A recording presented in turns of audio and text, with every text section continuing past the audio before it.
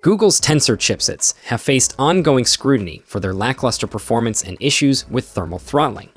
The newly unveiled Google Tensor G4 in the Google Pixel 9 Pro XL appears to exacerbate these problems compared to its predecessor.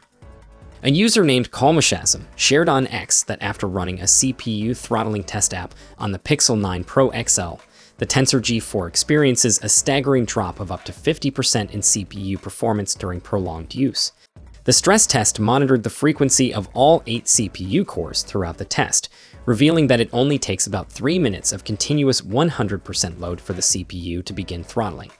By the 4-minute mark, the Pixel 9 Pro XL's CPU hits peak throttling, resulting in a performance loss of nearly 60%. But Google clarifies that the Tensor G4 chip in the Pixel 9 series wasn't specifically crafted to surpass certain benchmarks.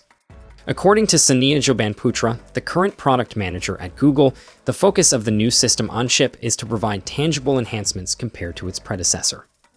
Jobanputra emphasizes that the Tensor G4 is tailored to meet our use cases. She highlighted several areas where the Pixel 9 series new chipset shows marked improvements, including better multitasking capabilities and faster app launches. A video from in-depth tech reviews on YouTube demonstrates that the Pixel 9 Pro can efficiently manage demanding tasks, showcasing Google's success in multitasking. Another significant aspect of the Tensor G4 is its emphasis on artificial intelligence.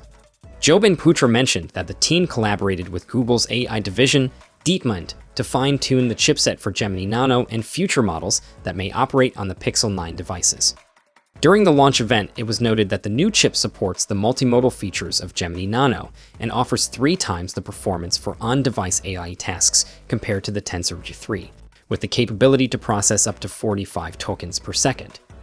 Overall, it's evident that Google's intention with the Tensor G4 aligns with previous Tensor chipset, focusing not on sheer speed, but on optimizing the chip for the specific needs of its latest smartphones.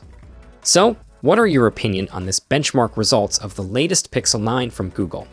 Share it down below in the comments section, and for more updates, do check out our channel, and I'll see you all in the next one. Until then, take care.